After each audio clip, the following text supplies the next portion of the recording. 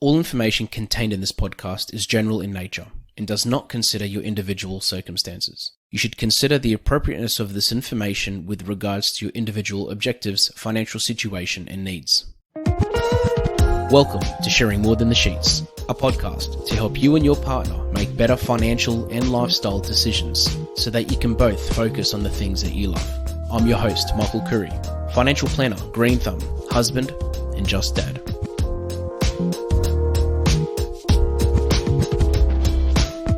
In our lives, we make decisions every single day. We make decisions about what we're going to eat for breakfast. We make decisions about what we are doing at work or what we might be doing on the weekend. Or sometimes we're struck with decisions which aren't so simple and require some thinking and some problem solving, and also something called intuition. Today, I wanted to talk about intuition, and I've invited Scott Frankland to be with us to discuss this topic. Scott, thank you so much for joining us.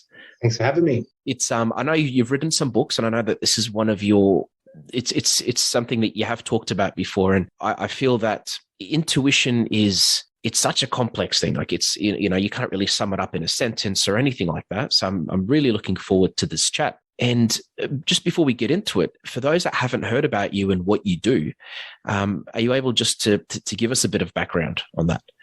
Yeah, sure. So I'm a life coach. The reason that I got into life coaching was because when I was younger, I suffered a lot with poor mental health. So I was involved in a trauma when I was younger, and the trauma basically stole all my confidence and my intuition.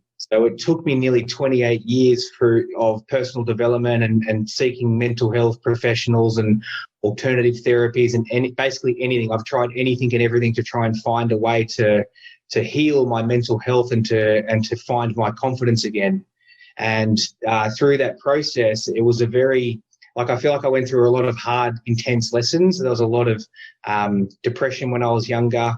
They thought I was suicidal, and the doctors asked me if I was going to hurt myself. And I said to them, I said, I don't want to hurt myself. I just want to feel better. And the tools and techniques that people are giving me aren't working for me. So I struggled a lot with that until I found the right tools that worked for me. But I also had anxiety and panic attacks. Been rushed to hospital a few times with panic attacks. I've been put in the mental health unit at the hospital, trying to find ways to get on top of that. And also a lot of social anxiety, just not knowing like how to act around people and what to say and things like that. So all of that really pushed me down the personal development path. Also through high school, I studied exercise science at Wollongong University. So I was always fascinated with the physical body and transformation. But as I started to learn more about transformation, like transforming the physical body, it has a lot to do with the mind, and in particular the subconscious mind. And the further I went into that, I just learned more and more things that a lot of other people didn't seem to know, and there was more tools down that path that a lot of people didn't know even existed. And I had a lot of success with these tools myself. But further on down my path, I got into a whole lot of trouble. I ended up doing 18 months prison for drugs charges. When I got to prison, I reframed it in my head. It wasn't a prison, it was a personal development center. And that was my rehab or my personal development center. And that's where I was going to turn my life around. And the way I saw it, everyone in there was there to teach me something. I was there to learn from them. And good teachers either show you exactly who you want to be, or they show you the opposite of what you want to be. So it was an environment where there was a lot of teachers in there, but I was fortunate enough to have this one lady in there. She was in there teaching a small business course, but what she really taught was how the human mind worked. And she's the one who really single-handedly turned my life around, because at that point I didn't know how my mind worked. My emotions were out of control. I had zero intuition. And she just had a way of explaining things to me to help me kind of reconnect with my authentic self. And part of that was finding the intuition, because I believe the intuition is the voice of your authentic self, and it communicates with people in different ways. So some people will experience it as a feeling, some people it's more of a knowing, and some people it's a voice. So mine happens to be a very quiet voice that's in my heart. So I've got to quiet my mind, listen to my heart, and that's how my intuition will communicate with me. But I'll go through it in this podcast later on, a really simple and practical way for people to find it and how to use it in ways like that. And so through this teacher, she helped me really reconnect with my authentic self, and I refound my confidence. And then I started helping other inmates when I was in prison. And these were the guys that were in the too hard basket, like other people couldn't fix them or help them, and my tools and techniques seemed to be helping them. And these aren't the kind of guys that would lie to you and say, oh, yeah, this works really well when really it doesn't.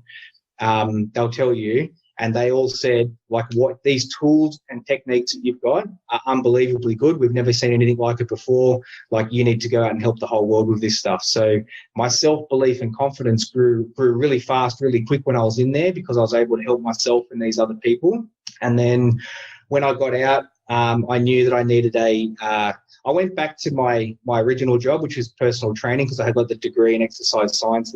So it was could always fall back on that as like my trade.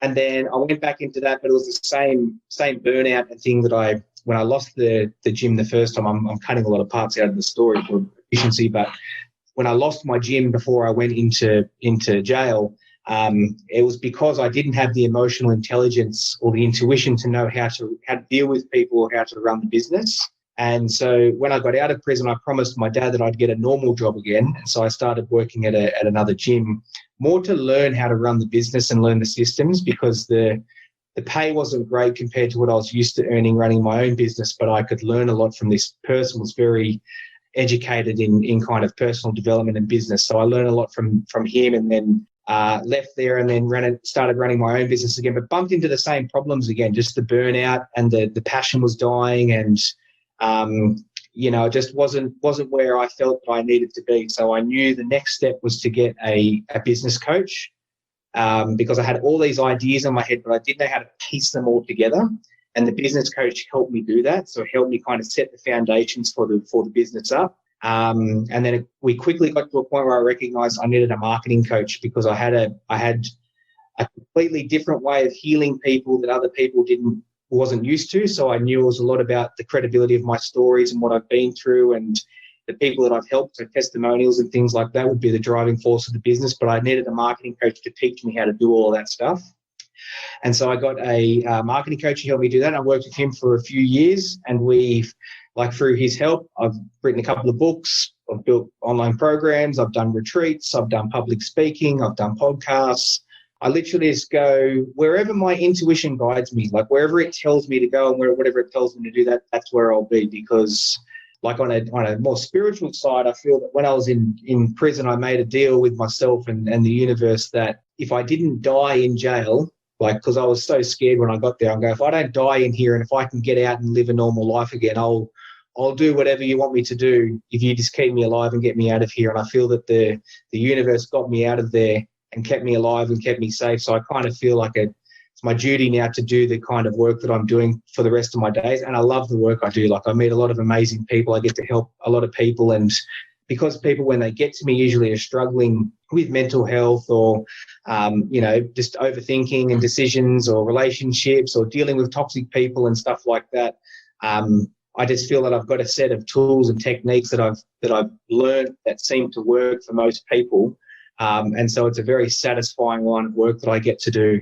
And I've been working on another book, because I feel the first two books when you learn something and you're doing it every single day, over a 5 to 7 year period, you get better at it every day. And you get a bit clearer in how you describe it and figuring out who it works for best and how to use it. And so I've rewritten the books so that it's more clearer. I've put the techniques in this new book that'll be coming out, not in the existing one. And so, I just feel that it's time to start getting out there more and speaking to more people and getting my message out there. And, and we'll go through it more today, obviously, but the message is really clear, like just for people to know that there is a set of techniques that can turn negative emotions off. But the topic we're covering today will be using the intuition to make good decisions. And so I'm not saying don't listen to your brain. Like, you need to listen to your brain. Your brain's job is to find the problem. But once the brain has found the problem, your intuition's job is to solve it. Okay. To be honest with you, just to go back to, the start when you told me about the 28 years of healing that you had, and even talking openly about it at the moment, I just want to put it out there that takes a lot of courage to even personally accept something like that and to talk about it openly. Like, like, I mean, I remember at a teenager, I had a rash under my armpit and I didn't want to tell anyone about that, Yeah. so it's, so to talk about something so serious and something that, has had a massive impact on your life, I think is awesome, because it encourages other people to probably try to follow the same journey. And I mean, for example, somebody may not have been through as many things as yourself, but internally they could be going through something similar, and that intuition, like what you said, it guided you. That's I think that's really important, because I mean, even with me as a financial advisor, I'll give someone advice on money and investments, and I'll tell them what I think they should do, and what I think is best for them and what is in their best interest. But I'll always say that they need to use that intuition. They need to use that gut feeling as well, because that person needs to be at peace with whatever decision they make. And I think it was the same for you. Yeah, that's right. Well, the thing was, the way I saw it from a young age is, if I don't speak up about this, it's never going to get fixed. And I love both of my parents a lot, but I could see a lot of the flaws in their character, in the sense that what they haven't healed and what they haven't done any personal development on. But I don't know if it's just their generation was more suppressive with mental health stuff, or they didn't know where to go to kind of seek the right help. But I remember as a kid just thinking to myself, I don't want to end up like that. Like, it's not a path I'm going to go down. I'll find a way somehow to fix whatever's going on inside of me. And yeah, that's what I think got me there, because especially in prison, if you speak up about feeling weak with your mental health or all that kind, it could be used against you, could massively be used against you. But it was it worked out in my favor, because not only the lady I was telling you about in the story before, there was two other guys who were actual inmates in there who really tucked me under their wing and taught me a lot about human nature and business. One of them taught me like boxing, but as an art form, not as a form of aggression. So I've just found that speaking up has always done me favors. Like, it's always, I might speak to, out of 10 people, 8 people mightn't be able to help, but 2 will. But I don't know which 2 they'll be earlier on, because I don't have an intuition telling me who to ask and who not to. But eventually I'll ask the right people and they'll be able to help. And I just think that the universe has put me through an intense set of lessons consecutively to put me in the situation here where I started doing life coaching at 30, which is pretty young for a life coach, but I felt very, very ready for it. I felt like I've been through enough that I could understand most things of what most people are going through. So, yeah, I have no problems being the voice of what I've gone through. And also, too, I feel once you heal something, you're no longer vulnerable to it. So I talk about these things that have happened in my past, but I don't feel vulnerable to those things anymore. Like, I don't feel like they're a weakness. I've healed all the problems, and all the issues I was faced with are all healed now. So as I talk about it, it's almost like a form of strength. It's transformed into a strength for me now. When I talk about it, it gives me energy, and also I know the positive repercussions and consequences from sharing my story and message. Some people will hear this and go, okay, that's all I needed to hear. I know it's possible now. I now know that there's hope. I just need to find the right person who has the right ways to be able to fix it. And yeah, once you get through that initial part of your healing, then it's all about intuition, letting the intuition guide you. And I truly believe anyone who's the best of the best at anything knows how to use intuition, whether it's in business, sports, relationships, and maybe best of the best isn't the right wording, but anyone who is like does well in their life is however they define success, they're successful in their life because they've found their authentic self and they listen to that intuition and they're able to make good decisions and, transform those doubts into confidence through the intuition. I really think that some people have just naturally figured it out, or some people have learned it, but those people seem to do really well at whatever they want to be good at. Yeah. And do you think some people, from your experience, some people have that they found their intuition a lot easier than others? Because you talked about there's 3 ways: feeling, knowing, and the voice, having a voice, and the voice of intuition. And, do you think some people are literally just born with it, or they're nurtured with it and they just develop it really easily, and others may not, and they need either that, a life experience or someone to sort of show them that? Absolutely. Some people have it more than others. Because I won't go too far left field, but when you go into like star signs and all of that kind of stuff, some people's star sign, if you believe in it or not, but some people's star signs say that they are more sensitive. And the people that are more sensitive tend to have a stronger connection with their intuition and their emotions.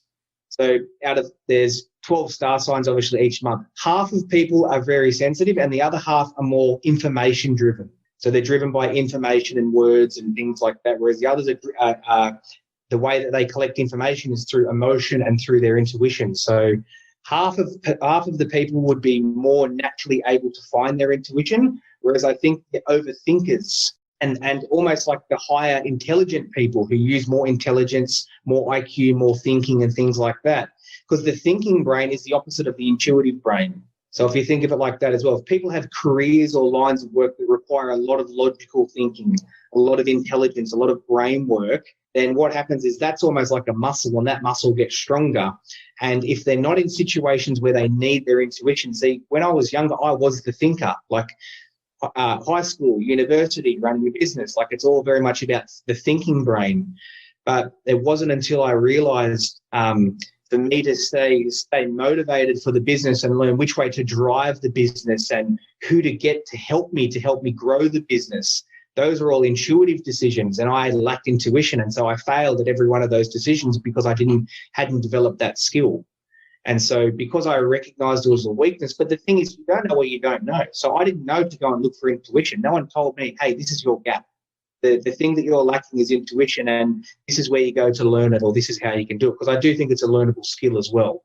And just to reverse a little bit, like if you do have mental health challenges, mental health can block out your intuition. So if you've got anxiety, depression, low confidence, those feelings can literally block the intuition. And so when you go and test to see if it's there, it won't show. It's not that it's not there, it's just it's kind of buried, and you need to do some healing work to release the emotions and thoughts that get trapped inside the cells in our body. You need to release all of those so that the intuition can start to come through. But back to your original question, yes, some people can more naturally find it because they're more sensitive and in tune with the emotions. But the people who are more thought-driven, using their intellectual brain, more logical, those people will find it a little bit harder to find. Not that they can't, but I just think as far as the question goes, those people would struggle with it more. But then layering in, if you've got mental health, if you've got traumas, anything like that, it literally gets blocked out. And I do believe in counselling and psychology and psychiatry to a point. I think each of those steps is crucial for some people to a certain point. However, those steps will, if you have your intuition blocked out by poor mental health and things like that, those counselling, psychology, psychiatry will not be able to uncover the intuition. You need a form of healing, like outside of the box, outside of the mainstream ways of doing it, to help heal the emotions and the memories that block out the intuition to be able to find it. These podcasts have been brought to you by Better Financial Planning Australia. To book a free 15-minute phone chat, visit betterfinancialplanning.com.au. And on that point as well, just on the point of intuition, do you think, and this is just how I've always seen it as well, even just talking to clients and friends and people in general, where they have really good intuition, they just don't trust it, or they have doubts that are sort of preventing them from following their own intuition as well. Because sometimes I'll talk to somebody that knows what they should do in their life. They know that they need to leave their job, or they know they need to start this business, or they know that they need to change their duties, or they need to talk to this person or whatever, but there's something stopping them. And it could be their confidence. It could be them believing in themselves and betting on themselves. But yeah, what are your thoughts on that? Because I'm sure you've had many cases where you've seen that, where it literally just took you having a small chat to someone and just to sort of to unwrap the intuition that was literally there already. So a lot of what I do, like I've learned different tools and techniques from people I've learned from over the years, but the system I've created is basically self-taught through the trial and error I've been through, and a lot of my initial clients went through, and I got to some stumbling blocks. And a major one is literally what you just said then. People have an intuition, it's telling them what they to do, but they can't follow through on it. So my system has 3 steps. So the first step is to release the negative emotions and the negative thoughts or the negative beliefs that block a person. The reason that this step is so important is because negative emotions and negative beliefs are 40,000 times stronger than the thoughts in your brain, right? So what that means is even if your brain or your intuition is telling you to go and do something, negative emotions and negative beliefs will block you. It's like a magnet. It pulls you back to the old pattern, to the old way of doing it. So you literally can't move forward. It'll be like one step forward, one step back. Like you will not be able to do it. So step one is to release the negative emotions and the negative beliefs that are blocking you. Step two is then listen to the intuition. And then step three is know your values. So things that are important to you and things that make you feel good. So your intuition's job is to link you to those values. But it's really difficult to listen to the intuition when you've got negative emotions and negative beliefs that are blocking it. So that's why I truly believe in personal development work, people that have certain techniques that can help you heal. Because the thing is, when we're born, we develop a set of beliefs of how we see ourselves and other people in the world, and they may serve a purpose while we're young. But then when we become adults, it's like an outdated thinking system. So imagine like an outdated phone system. We're not upgrading our phone. And counseling and psychology and things like that, they tend to not have the techniques and tools to be able to go and fix this initial belief system. So when you go into alternative ways of doing it, where you can get back into the belief system, it's like the switchboard where all the buttons are that control the emotions and the belief systems. There are ways of changing it. So it's like upgrading the phone to the newer system. But think of it for your brain or your thinking. It's upgrading your thinking system. And that's what a lot of us need, is this upgrade. We need to go through and do some personal development work on ourselves, which basically upgrades the system. And then we basically reinvent a new belief system, a new way of seeing ourselves and other people and the world, rather than using the childhood one that we were given. And mostly that one is what we absorbed of our parents, which they formed in their generation. And it's a different time now. So obviously it doesn't fit. So yeah, that's what stops it, is negative emotions and negative beliefs will stop a person being able to listen to their intuition. Okay, yeah. And with that second step of listening to someone's intuition, what tips would you give there to somebody listening to this that says, okay, don't feel that maybe they don't have any severe negative emotions or beliefs, but they still can't, they need to train that. So there's a simple technique that I teach this to everyone of. This is how to find the intuition. So first thing you got to do, think of someone who you know loves you the most. So it could be your whole family. It could be one of your parents. It could be a sibling. But think of that person that you know definitely loved you, and then hold that thought in your mind. And then what I want you to do is close your eyes and then take a big breath in, big breath out. So I'm going to ask you two questions. I don't want you to answer these questions out loud. I just want you to listen and feel where the answers come from within you. Hopefully you hear the first answer in your head and the second answer in your heart or stomach area. So question one, what does 2 + 2 equal? Notice where you heard that answer. Hopefully you heard that one in your head. And then question two, does that person love you? And notice where you could hear or feel that answer. And then when you're ready, open your eyes and come back to the room. So, Michael, where did you get the first answer? Where did you hear fall? I was too busy focusing on what I was going to ask you next, so I didn't actually do it. That's all right. So I'll do it. I'll give an example of what most answers are. So most people would have heard the 2 + 2 is 4. They would have heard the answer 4 in their head. And then when I asked the second question, does that person love you? They would have got the yes in their chest or stomach area. And when most people that is what I felt, actually. Yeah. So the second answer is the intuition. Okay. And so then I would ask the person, the second one, the yes one, was it a feeling or a knowing or a voice? And there's no wrong answer, but it's just literally that's how your intuition talks to you. So some people, it's just a knowing. They get a knowing and it might be in the center of their chest. Some people, it's a feeling, but it's a feeling in their stomach area. So that's why they call it a gut instinct. Some people, it's a voice. Some people, it's a mixture. So some people, it's a cross between a feeling and a knowing. My one personally is mostly the voice with a bit of feeling. So I get the voice from the heart and a bit of feeling in my chest. So if a person got both answers in their head, then I'd say try it again. You want to try and get the first answer in your head and the second answer in your chest or stomach area. And then when some people try it again, it'll then be in the right spot. If it's around the wrong way, try it again, see if you can get the answers in the right spot. If it stays in the wrong way, then you probably need some healing work. And if both answers stay in the head, then you probably need some healing work. So what happens is when you've got negative emotions, negative beliefs blocking the intuition, you get both answers in the head. And so you just need to release the negative emotion and belief that's blocking it. And then the second one will drop down into the heart or stomach area. Wow, that's so practical. It's so practical. So it's literally 2 + 2, does your family love you? That's the one I test. I deal with kids. You can deal with anyone. And there's nothing more to it. You don't need a 10-year degree to figure it out. It's literally 2 + 2. Does your family love you? Feel the answer in the different spots. And so the first answer is answered by the ego. So the ego is it's usually the negative voice in the head that tells us everything that's going to wrong about us and what's going to go wrong. But it's a really good number brain. So numbers, measurements, logical problem, finances, budgeting, time frames. That's what the brain is, the logical brain's used for. So that's why it'll answer 4. But the second question was a person and an emotion question. So it has to be answered by the intuition. And so that's why we get the yes with the second one. And so now we've got those 2 there, we can now start to ask the intuition questions. So it doesn't mean you don't listen to your brain, but whatever your brain tells you, you've then got to ask the intuition for the final answer. So think of it like this. Think of your intuition as the big boss, and the ego or the voice in your head is like all the manager and the workers.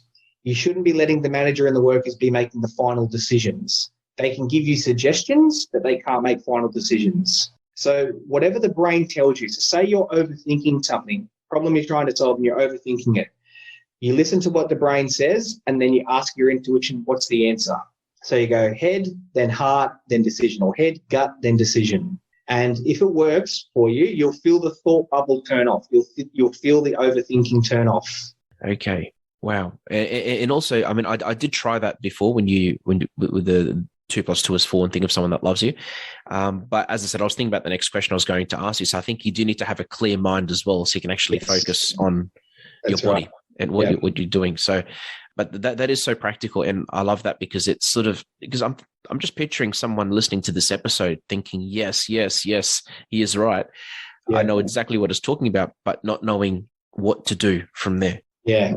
And then there's the third step, which is knowing your values as well. Yeah. Yeah. So have you got an example with the customers and clients that you deal with? Is there a common theme of things that they're overthinking or that they're concerned or worried about, or even fears they have?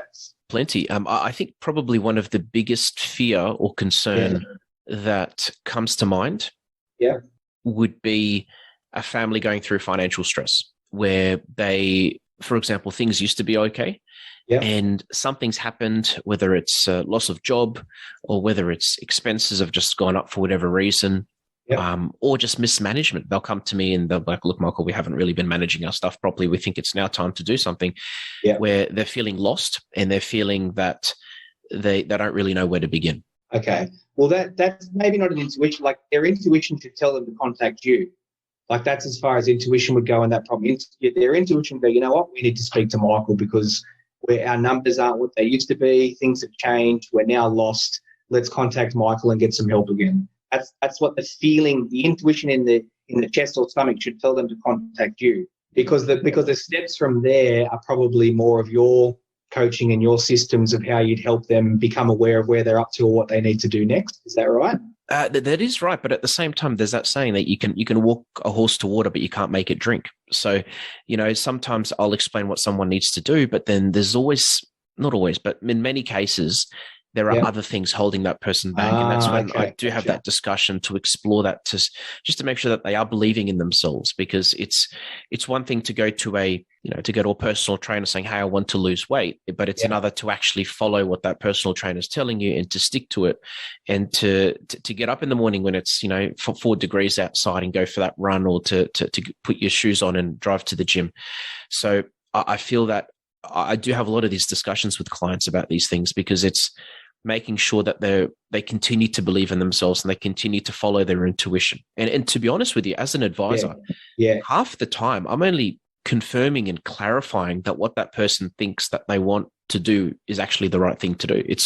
Sometimes it's just confirming or giving that person certainty and clarity around, yes, this plan that you have is really good. Maybe you should consider this. Otherwise, these other ideas are actually great ideas. So it's confirming that intuition. So you give them advice, and then after you give them the advice, they've then got to listen to their intuition, whether that is the right advice for them, and then what they need to do about it.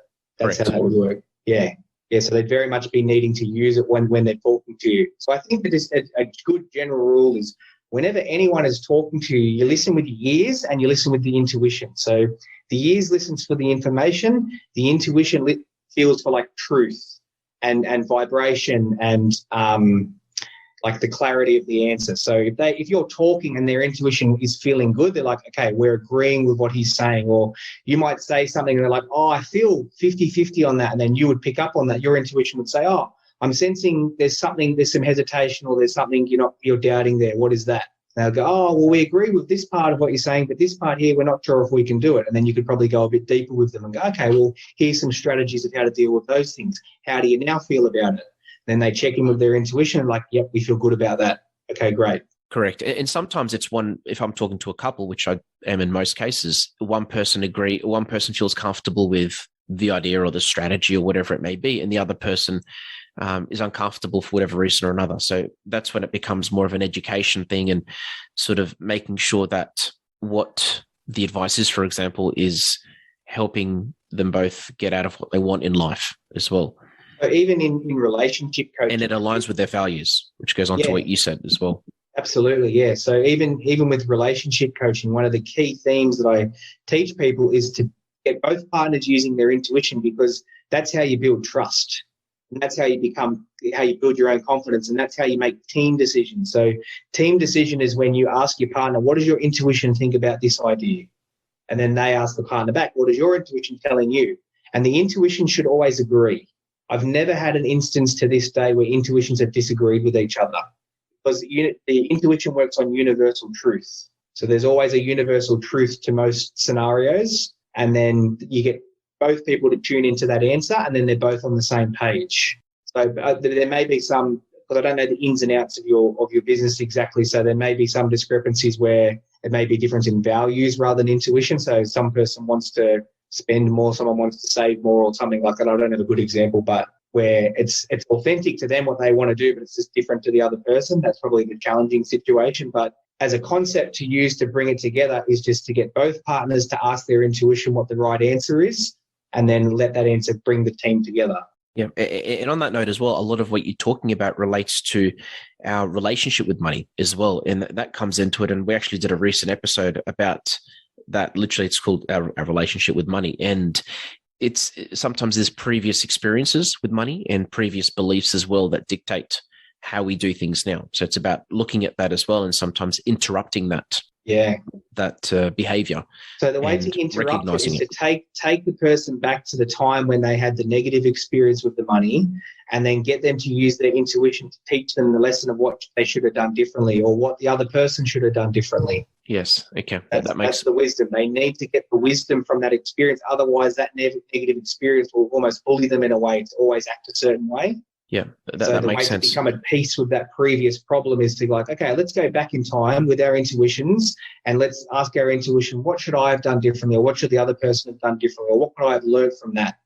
And the learning gives you the wisdom, and then makes you at peace with that memory, so it's no longer having a negative on you, and you can use the wisdom to move forward in a more empowering direction.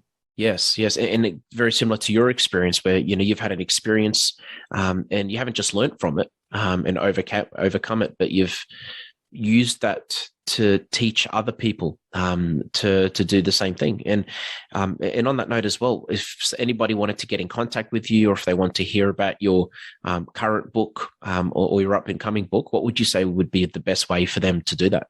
So you go to my website, scottfranklandlifecoach.com. So Franklin is Frankland, or check out my Facebook page, Scott Frankland Life Coach, or my Instagram page, same name.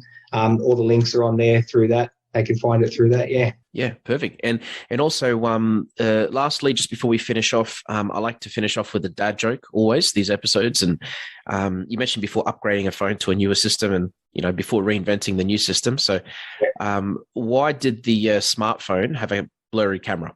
I don't know why. It lost its contacts. Do you have any dad jokes? Or very good. I know I didn't prepare you for any, but no, that's okay. That's okay. Probably should have given you a heads up. I forgot the dad joke the other week, so it's have to make up for it. And but yeah, it's been an absolute pleasure, Scotty. I really appreciate your time, and I do encourage anyone listening to this to pass it off to any family and friends that might benefit, and even check out your book, because again, I've heard things about it. I've been following your work recently, and It's been an absolute pleasure. I really appreciate your time. But I just forgot to mention too that you can download a free copy of my book too from my website. Just click on where it says free downloads. You can get a free copy, but you can buy hard copies on there as well. So both options are there. Perfect. Thank you so much, Scotty. I really appreciate your time. All right, thanks for having me. Thanks for joining us on Sharing More Than the Sheets. Please make sure you subscribe to be updated with future episode releases, and feel free to share this episode with any friends or family that you think it might benefit. Please visit us at sharingmorethanthesheets.com.au to submit questions or requests for future podcast topics. These podcasts have been brought to you by Better Financial Planning Australia. To book a 15-minute phone chat, visit betterfinancialplanning.com.au.